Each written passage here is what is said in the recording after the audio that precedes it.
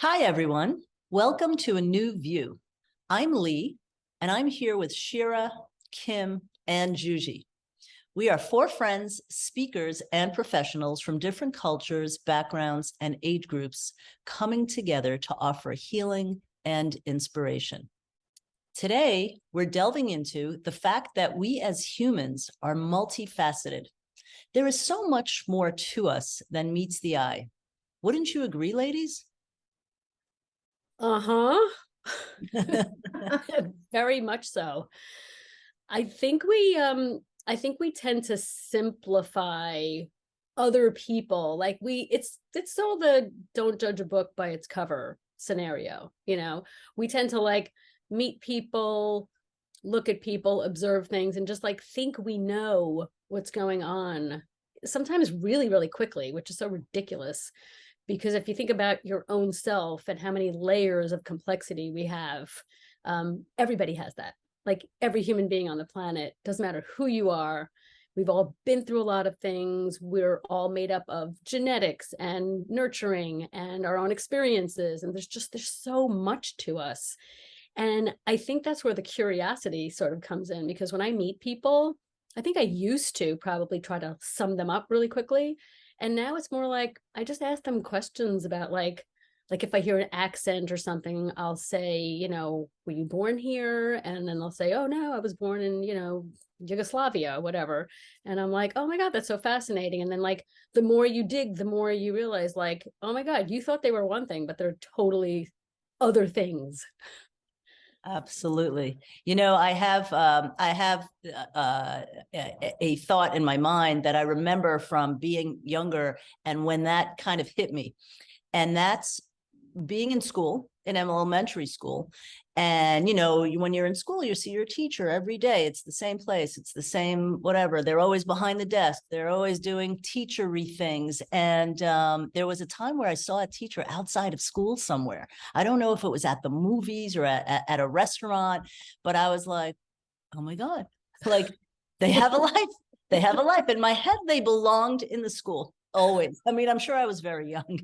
Obviously, they can be out, but it didn't click for a while. And like you said, Shira, there's so much more to people than we can even imagine. And once we start to dig into, I think, to get to know them, right? To connect and really get to know people and find out their hobbies, find out their beliefs, find out their opinions about things. And people are fascinating. People, I find that almost everyone that I meet, no matter how initially I may judge them, and I think we're all guilty of that a little bit, we see them in one way, and that's just our first impression. But there is so much more to people. We're fascinating beings. I wonder if anyone here has a story to share about where they felt like they had been labeled something and it was really off base. Like I remember being in high school, it was senior year, and I had this shocking revelation of how people see me. Because I think I spoke in a previous episode about how my senior year of high school, I lived with a family that wasn't my own. My parents had a terrible custody battle, and one thing led to another, and I had to choose where I was going to live, and I could either stay at my school and finish my last year, or I could move in with my dad, which didn't feel like an option for many different reasons. But basically, I was left there on my own, and I had to get a job, and I had to take care of everything myself. And I was 17 years old, just kind of like feeling my way through all of this, but still being very determined that like I was clear on what I wanted my future to be. And my senior year, I took an AP advanced placement portfolio class because I wanted to go to art school. And essentially, you don't take this class unless you're trying to get into a prestigious art school, because it's for creating your portfolio to get into school. And I remember being in this class and it was very involved. We had to create slides. We had to make sure they got developed. Like, it was a really intense, you had to have multiple different types of media in your portfolio to show versatility. So I had to buy all my own art supplies. And I took care of all of that myself. And I remember doing a critique, and there was a guy in my class who wasn't taking it very seriously. And his critique was right after mine, and my critique went well and his didn't, because he was kind of messing around. And he got really mad at the teacher and at the students there. And he like pointed at me and he was like, well, because her parents just like buy her everything, and like she's just like a spoiled white girl, and that's like who she is. My And a friend of mine was in the class with me, and he like stood up really upset because he knew exactly what the situation was with my family and everything. And he was like, you don't know anything. You don't know anything about her. And I was just frozen. Like, I was not getting involved with this, but I had no idea that that's how somebody saw me. And then that, like, they even so much so that they felt comfortable saying that out loud, and how we just never know what's going on with people. It could look one way and something completely different is happening underneath. Yeah. So that was a huge lesson for me that day. Yeah. And also it leads me to always believe that there's definitely something more going on with him as well. Not just that Oh, of he maybe, course. neglected some homework assignments, but there's something going on there too, and it's wild. Mm. I had a thought in my head, and then from what you guys just said, I had another thought in my head, which I'm going to share. And that is that, like, we're talking about, like, don't judge a book by its cover. People are so complex, you never know, blah, blah, blah. But the truth also is that we don't really understand how complex we are. Like, we don't get our own complexity unless we start peeling layers away. Like, we could think that we're one way. I'm a perfect example of that. I was always like, I'm so, accommodating and kind and thoughtful and creative and da da da da. But what I didn't realize until I started peeling the layers of the onions away is that I'm a total people pleaser, and that I am, not fully taking care of myself emotionally and allowing certain things to happen. Like, so it's almost like you have to know yourself first and care what your perception of yourself is first before you before you worry about it for other people. It just like dawned on me that it's like, yeah, do we understand our own complexity? Probably not all the time. It's so interesting you say that, Shira. And I know we're going to be recording an episode later about personalities, but Gabor Mate, I think I said it wrong. I was just listening to an interview with him the other day, and he talks about how when you're younger and you're in your childhood and you're going through any sort of pain, that there's this like adaptation that you create to soothe yourself through that pain. And that only later, when you're in therapy and you're an adult and you start peeling back the layers and you're like, oh, wait, that's actually not who I really am, and without all those layers, like I'm more free, and that feels better. Imagine like all these people walking around the planet with these adaptations that they created to like protect themselves and soothe themselves from whatever they've experienced. And then we're walking around all judging each other and seeing what's not even real. Like, it's just, there's something really mind-blowing right now that's in my mind and I can't articulate it, but I'm like, oh my God. It almost reminds me of when I was in Landmark with Juji, and I know you guys took Landmark too, or some sort of type of Landmark, a personal development course. And I'll never forget the day when we were led through this meditation and the coach was guiding us through all of the fear that we had about certain people in our lives and like what we were going through. And then everybody in the whole audience, I mean, hundreds of people, hysterical, like sobbing. Some men were screaming. I mean, it was scary almost. And then he said one thing. He said, now I want to tell you a secret. And he was like, they're scared of you. And it was like the whole room just, when I tell you, was like all of a sudden the laughter took over the room because we're hysterical, sobbing, angry, sad, all these things, because we're like so scared of, you know, at the end of the day, that's what it comes down to with all these people in our lives. Like we're scared of them. We have all this fear. And then to like flip it and see that they're feeling that way about us. And it's like, this is just crazy. So it's like crazy kind of funny because it's so mad if you think about it. So anyway, I just had this like kind of bigger picture thought of, well, I'm like seeing all these people walking around and everybody has like this protective gear on. And so you think you're seeing one thing, but that's not who they really are. Like, Totally. That exercise definitely changed my life, Kim. That was like probably the biggest takeaway that I had from that program. Yeah. And I remember a similar one with the course that workshop that I took also, like that self-discovery course. They are very powerful courses.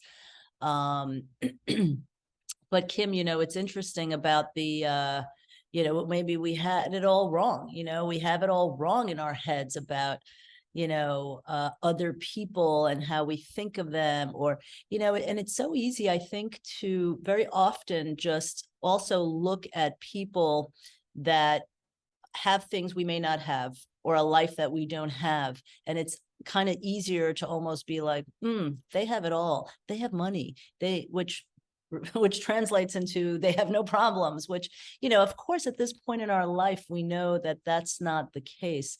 But I also wanted to share a quick story of an incident that I had where this was about 5 years ago when I was teaching in schools in New York. I was teaching in many, many different schools. I would go and teach like this nutrition health class, take over the health classes for the day. And I had some wonderful students and I had some that were, you know, pains in the asses. But there was one student that really left me with more compassion. And I was at this place where I was able to realize that there was something not right here. You know, I may have in another time and place been like, what a dick, you know, but here I am doing my presentation and it was a big kid, big football player kind of a guy. I was doing my presentation and he was tapping on the table really loud, like it was definitely distracting the class. And I had asked him to stop and he didn't. And I asked him nicely to stop again. And I said, look, you know, you don't have to be here. You don't have to listen to this if you don't want to. I just ask that you don't distract the rest of the class because this is very important information that I'm offering you today. And he said, fuck you. And yeah, I was, you know, shocked for a moment at the balls that he had to say that. And I was also surprised. There were so many elements here. Surprised that the teacher in the room seemed neutral about this, almost like she's gone through this before, but she was doing nothing about it. And, you know, later on, I thought about all this. He did wind up leaving. The teacher had asked him to leave. But I went home and I was really sad for him. I was so sad for him. And I just, I think I realized the most compassion that day. And I said, something's got to be going on in his household or in his life that he is so angry like that, you know? And this just made me also just see people who are angry and frustrated and, you know, in a different light. You know, I think it's so important for us to hold compassion for people for that reason, because you never know. You know, what you're saying is so incredibly beautiful and powerful. And it makes me think, like, what if we were to teach these things very young to students, to young people? Like, you have no idea what people are going through. It would just totally change the paradigm of how we deal with bullying, for example, right? And I know that like there's character education, like I get all that. I don't really know what goes on behind the scenes, but just that tenet alone of you have no idea what's going on for somebody is really powerful. And it reminds me of a story about my own father, which I'm going to share really quickly. And that is that you all know my dad's a Holocaust survivor, and he and my mom were married for like 24 years, not a good relationship. And then he was with another woman for like 20 something years, and that was not a good relationship. And I just remember talking to my sister, my twin, one day, and I said, it's just so sad to me that like dad's such a like good, loving person, and he just keeps having these like messed up relationships. Anyway, we were talking to him one day, and he just said one sentence that completely blew my mind and made everything clear to me. He said, I will never love another woman like I love my mother, who he lost when he was 13 in the Holocaust. And it's just like, oh, that's what's going on here. Like your mother's on a pedestal and nobody can even come close to her, because almost like he has a shrine to her. So all of the other relationships have to pale in comparison. And I'm just like, wow. So talk about multifaceted, like you think you know people, even your own parents. And it's like, you just learn these little nuggets of things, and like, they're human beings too. They're flawed, they're pained, they're damaged, they're whatever. And like, so I've learned more as an adult about both of my parents and like what makes them tick, which is such a beautiful thing to know in this lifetime, because it helps you know yourself, but it also helps you have empathy. And it's just like, oh man, it's just, it was like, oh, just like a dagger in my heart. Like, no, don't do that to yourself. Like, I understand, but don't do that to yourself. But we can't make sense of other people's brains. Shira, that is so beautiful. The word curiosity keeps coming up for me, because I don't think I was very curious when I was younger, but as I get older, I really try to be more curious. You know, like I think asking people questions to get to know them, to uncover these layers, and you know, it's just so important. If I were to get anything out of this conversation, it's like, just allow yourself to be more curious, like ask questions, because there's so many times like I'm just out and about or at an event or something, and I'm always kind of in this position where I want to ask questions. I have the desire to ask questions. I want to know. But I'm sometimes shocked at how many times people don't ask me anything. And I don't know if it's a shy, reserved sort of, you know, different type of personality than me, or, you know, whatever it is. Everyone is so different. But I definitely would encourage anyone listening to, like, anytime you have an opportunity to get to know someone, like, just like sometimes my own husband, Mike, will just be like, you're so good at like going out and meeting new people. He's like, I don't really know what to ask sometimes. And I was like, and then I gave him some examples, and he's like, oh, like very basic things. Yeah, that's easy. Yeah. And he'll be like, oh yeah, like almost like he never thought about these like basic, easy, simple little questions that could just create more conversation, you know? Yeah. So yeah. And, you know, like in terms of asking people questions and getting to know them more, you know, it could also be like a nice challenge to, if you're faced with like negative people or someone that's not, you know, with a great energy, is to find the good in them.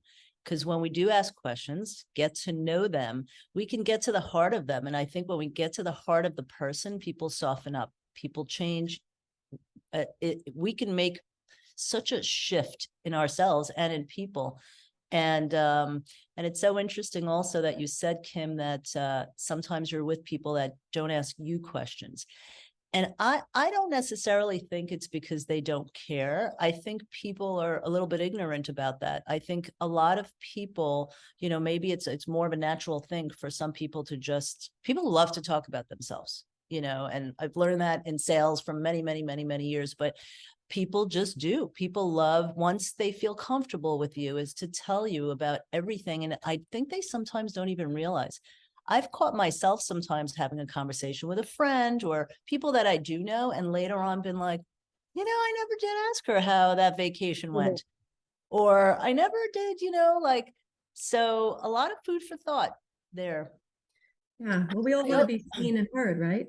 Yeah. Yeah. I just had a funny little interesting thing to share along the lines of you never really know people that well, even people that you think you know well, you don't know that well. So I was working with this one gentleman, his name was Bob, and he an accountant, you know, just like very like numbers, figures, charts, graphs, the whole thing. And then I remember being, I guess he invited us over for like Christmas or something. This was years ago. And all of a sudden he just sits down at the piano and is like a concert pianist. I was just like, wait, what? Holy cow, did not know that about you. Would never ever think, right? Just like totally pegging people like, oh, you're an accountant, so you can't play the piano. What the hell? Like, it was such a stupid thing to think. But I was blown away that he was like playing the piano like Mozart. I was like, wow. So therein lies you really don't know people, which is such a beautiful thing to be pleasantly like surprised sometimes, right? Sometimes we're negatively surprised, and sometimes we're just like, wow, you're Yeah. incredible. And when we do ask those questions, like just on the tails of what you were saying, just being surprised, just to share a quick funny little thing.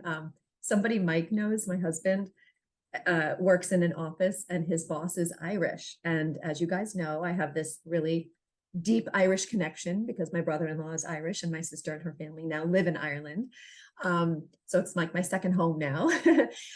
So he was telling me this story about his friend who went to the office, it was a new job, and his boss was Irish. And his boss came in one day, kind of at the beginning of him working there, and had a black eye. And so he just assumed, oh, he's Irish, he's a drinker. He probably got in a fight, or something. He probably had a rough night at the bars or something. And so there's, along with labeling is judging and all the things. So he just like had this story in his mind, but he couldn't ask his boss because he didn't feel comfortable. He didn't know him well.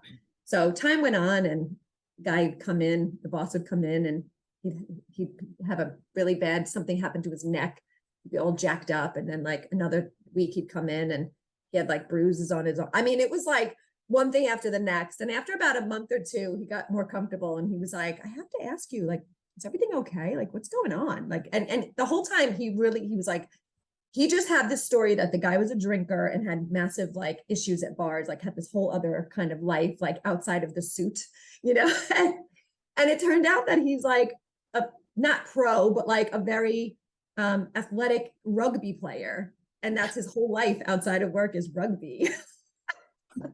And that's how he got beat up. This athlete, but he was like looked at as this like drunk, That's crazy.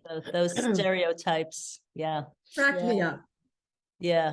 Anyway, so I think this is a great place to wrap up, right? Like finding out the great things about people and fun things. If you've enjoyed our conversation, please subscribe to our channel and be sure to let us know if you have any topic requests or questions by commenting below. We'll see you soon, and thank you for watching.